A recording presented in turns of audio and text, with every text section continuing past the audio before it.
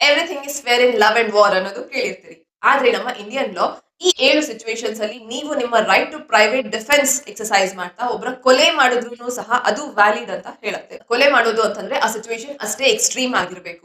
ಹಾಗೆ ನೆನಪಿರ್ಲಿ, ನೀವು ಆ ರೀತಿ ಸಿಚುವೇಶನ್ ಅಲ್ಲಿ ಇದ್ದೀರಿ ಅಂತಂದಾಗ ಅಲ್ಲಿಂದ ನೀವು ಯಾವುದೇ ಒಂದು ಪಬ್ಲಿಕ್ ಅಫಿಷಿಯಲ್ ನ ಪೊಲೀಸ್ ನ ಹೆಲ್ಪ್ ತಗೊಳ್ಳಕ್ ಆಗದೆ ಇರುವಂತ ಸಿಚುವೇಶನ್ ಆಗಿರ್ಬೇಕು.